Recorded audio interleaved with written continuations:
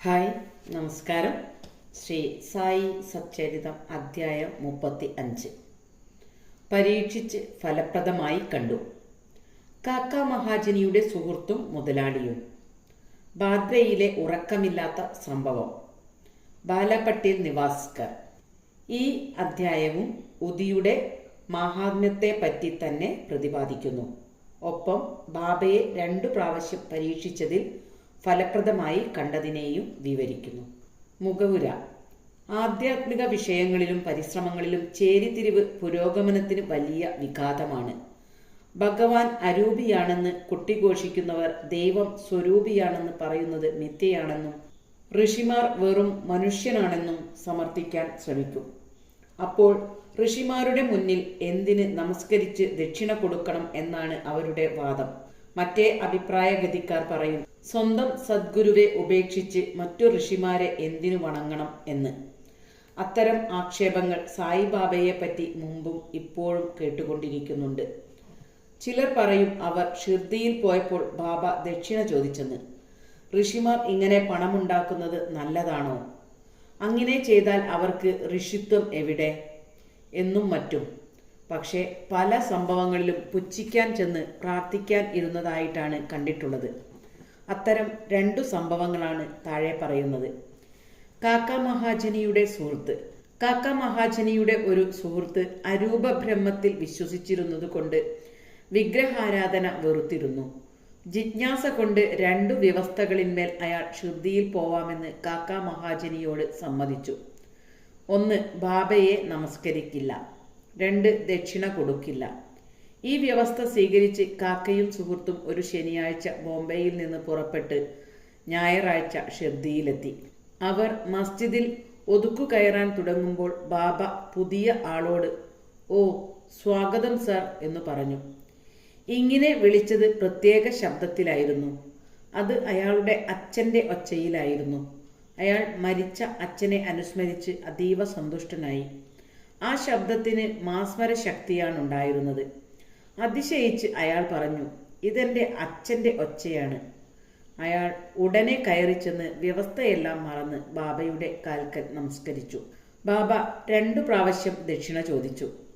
ഒരു പ്രാവശ്യം രാവിലെയും 2ാമത്തെ പ്രാവശ്യം രാത്രി അവർ പോകാൻ അനുവാദം ചോദിക്കുമ്പോഴും.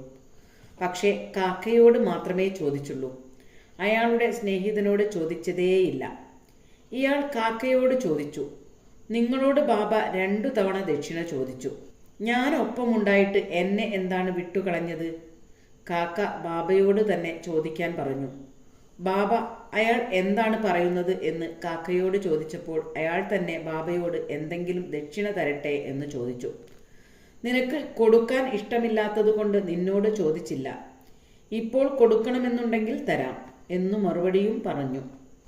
അപ്പോൾ അയാൾ കാക്ക കൊടുത്തതിന് തുല്യമായ 17 ഉറുപ്പിക ദക്ഷിണ കൊടുത്തു. ബാബ അപ്പോൾ ഉപദേശമായി ഇങ്ങനെ പറഞ്ഞു, "നീ നമ്മൾ തമ്മിലുള്ള വ്യത്യാസം മനസ്സിൽ നിന്നകറ്റണം. എന്നാലേ നമുക്ക് മുഖത്തോട് മുഖം കാണാൻ കഴിയൂ." ബാബ അവർക്ക് പോകാൻ അനുമതി നൽകി. മഴക്കാറുണ്ടായിരുന്നിട്ടും അവരുടെ സുഖയാത്രയ്ക്ക് ബാബ ഉറപ്പു കൊടുത്തു. അവർ സുരക്ഷിതമായി ബോംബെയിലെത്തി. അവർ വീട്ടിലെത്തി വാതിൽ തുറന്നപ്പോൾ 2 കുരുവികൾ ചത്തുകിടക്കുന്നതായും 1 ജനലിലൂടെ പതുക്കെ പുറത്തേക്ക് പറന്നു പോകുന്നതായും കണ്ടു. അപ്പോൾ അയാൾ ഒരു ജനലെങ്കിലും തുറന്നു വെച്ചിരുന്നെങ്കിൽ 2 കുരുവികളെയും രക്ഷിക്കാമായിരുന്നെന്ന് വിചാരിച്ചു. അവ മരിച്ചെങ്കിലും 3ാമത്തേതിനെയെങ്കിലും രക്ഷിക്കാനാണ് അവരെ ബാബ പോവാൻ അനുവദിച്ചതെന്ന് കരുതി സമാധാനിച്ചു. കാക്ക മഹാജനിയുടെ മുതലാളി. കാക്ക ബോംബെയിലെ സോളിസിറ്റർ ഫേമായ താക്കർ ധരംസി ജേതാബായിയിലെ മാനേജരായിരുന്നു. മുതലാളിയും മാനേജരും വളരെ ഇഷ്ടത്തിലായിരുന്നു. മിസ്റ്റർ താക്കർക്ക് കാക്ക ഇടയ്ക്കിടയ്ക്ക് ഷിർദിക്ക് പോകുന്നതും ബാബ അനുവദിച്ചാൽ മാത്രം മടങ്ങി വരുന്നതും അറിയാമായിരുന്നു. വെറും ജിജ്ഞാസയാലും ബാബയെ പരീക്ഷിക്കാനുമായി ഷിംക കൽപ്പനകാലത്ത് കാക്കയുടെ കൂടെ ഷിർദിക്ക് പോവാൻ താക്കർ നിശ്ചയിച്ചു. കാക്ക എപ്പോൾ മടങ്ങുമെന്ന് നിശ്ചയിക്കാൻ വയ്യാത്തതുകൊണ്ട് അയാൾ വേറൊരാളെയും കൂടെ തുണയ്ക്കു കൂട്ടി. 3 പേരും കൂടി യാത്രയായി. കാക്ക വഴിക്ക് വെച്ച് ബാബയ്ക്ക് കാണിക്ക വെക്കാനായി 2 സേറ് ഉണങ്ങിയ കുരുവുള്ള മുന്തിരിങ്ങ വാങ്ങി.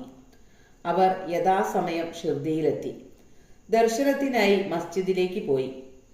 അപ്പോൾ ബാബാ സാഹേബ് താർക്കാടിനെ അവിടെ കണ്ട് താക്കർ അയാളോട് എന്തിനാണ് അവിടെ വന്നതെന്ന് ചോദിച്ചു. അയാൾ ദർശനത്തിനാണെന്ന് പറഞ്ഞപ്പോൾ അവിടെ അതിശയങ്ങൾ നടക്കുന്നുണ്ടോ എന്നായി താക്കറുടെ ചോദ്യം. താർക്കാട് അതിന് തന്റെ ഉദ്ദേശ്യം അതല്ലെന്നും ഭക്തന്മാരുടെ ആവശ്യം അവിടെ പൂർത്തീകരിക്കപ്പെടുമെന്നും മറുപടി പറഞ്ഞു. കാക്ക അപ്പോൾ ബാബയെ നമസ്കരിച്ച് മുന്തിരിങ്ങ കൊടുത്തു. ബാബ അതെല്ലാവർക്കും കൊടുക്കാൻ പറഞ്ഞു. താക്കർക്കും കുറച്ചു കിട്ടി. അയാൾക്ക് മുന്തിരിങ്ങ ഇഷ്ടമില്ലായിരുന്നു. അവ കഴുകി വൃത്തിയാക്കാതെ തിന്നരുതെന്ന് ഡോക്ടർ പറഞ്ഞിട്ടുണ്ടായിരുന്നു. അപ്പോൾ അയാൾക്ക് എന്തു ചെയ്യണമെന്നായി. അത് തിന്നാനും വയ്യ, ഉപേക്ഷിക്കാൻ നിവൃത്തിയുമില്ല. എല്ലാവരും ചെയ്യും പോലെ വായിലിട്ടെങ്കിലും കുരു എന്തു ചെയ്യണമെന്നായി. അത് മസ്ജിദിലെ നിലത്ത് തുപ്പാൻ പാടില്ലാത്തത് കൊണ്ട് അയാൾക്ക് തൃപ്തിക്കു വിരുദ്ധമാണെങ്കിലും പോക്കറ്റിലിട്ടു. അയാൾ ഇങ്ങനെ വിചാരിച്ചു, ബാബ സിദ്ധനാണെങ്കിൽ എന്തുകൊണ്ട് എൻ്റെ ഇഷ്ടക്കേട് മനസ്സിലാക്കിയില്ല? എന്തുകൊണ്ട് എനിക്ക് മുന്തിരിങ്ങ തന്നു? ഈ വിചാരം മനസ്സിൽ ഉദിച്ച ഉടനെ ബാബ കുറെ കൂടി മുന്തിരിങ്ങ കൊടുത്തു. അയാൾ തിന്നാൻ പറ്റാതെ കയ്യിൽ വെച്ചു. അപ്പോൾ ബാബ അയാളോട് തിന്നാൻ പറഞ്ഞു. അയാൾ അതനുസരിച്ച് തിന്നപ്പോൾ അതൊക്കെ കുരുവില്ലാത്തവയായിരുന്നു. അതിശയങ്ങൾ കാണാൻ ആഗ്രഹം വന്ന അയാൾക്ക് മുന്നിൽ ഇതാ ഒരതിശയം സംഭവിച്ചു. ബാബ അയാളുടെ ചിന്ത മനസ്സിലാക്കി. അയാൾക്ക് കിട്ടിയ മുന്തിരിങ്ങ മാത്രം കുരു ഇല്ലാതാക്കിയതാണെന്ന് അയാൾക്ക് മനസ്സിലായി. പിന്നെയും പരീക്ഷിക്കാനായി അപ്പോൾ കിട്ടിയ മുന്തിരിങ്ങ ഏതിനമാണെന്ന് ചോദിച്ചതിന് അടുത്തിരുന്ന താർക്കാട് കുരുവുള്ള തരമാണെന്ന് മറുപടി കൊടുത്തു. ഇതു കേട്ടപ്പോൾ താക്കർ കൂടുതൽ വിസ്മയിച്ചു. അയാളുടെ വിശ്വാസം ഉറപ്പിക്കാനായി അയാൾ ഒരു പരീക്ഷണം കൂടി നടത്തി. ഇനി മുന്തിരിങ്ങ കൊടുക്കുമ്പോൾ കാക്കയ്ക്ക് ആദ്യം കൊടുത്താൽ ബാബ ശരിക്കുള്ള സിദ്ധനാണെന്ന് അയാൾ മനസ്സിൽ കരുതി. ഇതു മനസ്സിലാക്കി ബാബ ആദ്യം കാക്കയ്ക്ക് കൊടുക്കാൻ ഉത്തരവിട്ടു. ഈ തെളിവുകൾ താക്കറയെ തൃപ്തിപ്പെടുത്തി. പിന്നെ ശ്യാമ താക്കറെ കാക്കയുടെ മുതലാളിയാണെന്ന് പറഞ്ഞ് ബാബയ്ക്ക് പരിചയപ്പെടുത്തിയപ്പോൾ അയാൾ എങ്ങനെ കാക്കയുടെ മുതലാളിയാവും? അയാളുടെ മുതലാളിയായി വേറെ ആളുണ്ടല്ലോ എന്നാണ് ബാബ പറഞ്ഞത്. കാക്കയ്ക്ക് അത് ഇഷ്ടപ്പെട്ടു. താക്കർ എല്ലാം മറന്ന് ബാബയെ നമസ്കരിച്ച് വാടയിലേക്ക് മടങ്ങി. മധ്യാഹ്ന ആരതിക്കു ശേഷം അവരെല്ലാം മടങ്ങിപ്പോവാൻ ബാബയുടെ അനുമതി ചോദിക്കാനായി മസ്ജിദിലേക്ക് ചെന്നു. ശ്യാമ അവർക്കു വേണ്ടി അനുവാദം ചോദിച്ചപ്പോൾ ബാബ താഴെ പ്രസ്താവിക്കും പ്രകാരം പറഞ്ഞു. ഒരു ചഞ്ചല മനസ്കനായ മാന്യനുണ്ടായിരുന്നു. അയാൾക്ക് ആരോഗ്യവും ധനവും ഉണ്ടായിരുന്നതിനാൽ മാനസികമായും ശാരീരികമായുമുള്ള വിഷമങ്ങളൊന്നും അയാൾക്കുണ്ടായിരുന്നില്ല. പക്ഷേ വേണ്ടാത്ത കാര്യങ്ങളും കുഴപ്പങ്ങളുമെല്ലാം തലയിൽ വെച്ചുകെട്ടി അങ്ങോട്ടും ഇങ്ങോട്ടും അലഞ്ഞു നടന്ന് അയാൾ സ്വന്തം മനഃശാന്തി കളഞ്ഞുകുടിച്ചു. ചിലപ്പോൾ അയാൾ ഈ ഭാരങ്ങളൊക്കെ ഉപേക്ഷിക്കും, വീണ്ടും എടുത്തു പേറും. അയാളുടെ മനസ്സിന് സ്ഥൈര്യം എന്നതറിയില്ലായിരുന്നു. അയാളുടെ സ്ഥിതി കണ്ട് പാവം തോന്നി ഞാൻ പറഞ്ഞു, ഇനി നിന്റെ വിശ്വാസം നിനക്കിഷ്ടമുള്ള എവിടെയെങ്കിലും ഉറപ്പിച്ചു നിർത്തുക. എന്തിനാണിങ്ങനെ അലഞ്ഞു നടക്കുന്നത്? ഏതെങ്കിലും ഒരിടത്ത് ഉറച്ചിരിക്കുക. താക്കർക്ക് ഈ വാക്കുകൾ തന്നെ പറ്റിയുള്ള വിവരണമാണെന്ന് ഉടനെ മനസ്സിലായി.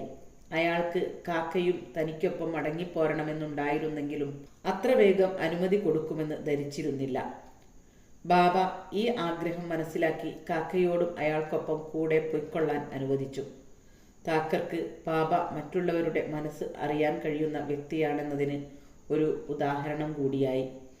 പിന്നീട് ബാബ കാക്കയോട് 15 ദക്ഷിണ ചോദിച്ചു വാങ്ങി. അദ്ദേഹം കാക്കയോട് പറഞ്ഞു, ഞാൻ ഏതെങ്കിലും ഒരുത്തനിൽ നിന്ന് 1 ഉറുപ്പിക ദക്ഷിണ വാങ്ങിയാൽ അതിൻ്റെ 10 ഇരട്ടി മടക്കി കൊടുക്കാൻ ബാധ്യസ്ഥനാണ്. ഞാനൊന്നും വെറുതെ സ്വീകരിക്കില്ല. ഞാൻ വ്യവസ്ഥയില്ലാതെ എല്ലാവരോടും ചോദിക്കുകയുമില്ല. ഫക്കീർ ചൂണ്ടിക്കാണിക്കുന്നവരോട് മാത്രമേ ഞാൻ ചോദിച്ചു വാങ്ങുകയുള്ളൂ. ആരെങ്കിലും മുജ്ജന്മത്തിൽ ഫക്കീറിന് കടപ്പെട്ടിട്ടുണ്ടെങ്കിൽ അവരോട് ഞാൻ പണം സ്വീകരിക്കും. ദാതാവ് തരുന്നു, അതായത് വിത്ത് വിതയ്ക്കുന്നു. അത് കൂടുതൽ മേനിയുള്ള ഒരു കൊയ്ത്ത് ഭാവിയിൽ നടത്തുവാനാണ്. ധനം ധർമ്മത്തിൻ്റെ ഉപാധിയാകണം. അത് സ്വന്തം സുഖത്തിന് വിനിയോഗിച്ചാൽ വെറുതെ കളഞ്ഞതിന് ഫലമാണ്. മുമ്പ് കൊടുത്തു വച്ചിരുന്നെങ്കിൽ ഇപ്പോൾ കിട്ടില്ല. അപ്പോൾ കിട്ടാനുള്ള ഉത്തമമാർഗം കൊടുക്കലാണ്. ദക്ഷിണ കൊണ്ട് വൈരാഗ്യവും വൈരാഗ്യം കൊണ്ട് ഭക്തിയും ജ്ഞാനവും വളർത്തപ്പെടും. 1 കൊടുത്ത് 10 വാങ്ങുക. ഇതു കേട്ട് കൊടുക്കില്ലെന്ന തീരുമാനം മറന്ന് താക്കർ തന്നെ 15 ബാബയുടെ കയ്യിൽ കൊടുത്തു. ഷിർദിയിൽ വന്നതുകൊണ്ട് എല്ലാ സംശയവും തീർന്ന് പലതും പഠിച്ചു എന്നയാൾക്ക് ബോധ്യപ്പെട്ടു. ഇത്തരം കാര്യങ്ങൾ കൈകാര്യം ചെയ്യുവാനുള്ള ബാബയുടെ സാമർഥ്യം ഒന്ന് വേറെ തന്നെയാണ്. ഇതെല്ലാം ചെയ്യുന്നെങ്കിലും അദ്ദേഹം അവയിൽ പരിപൂർണ നിസ്സംഗനാണ്.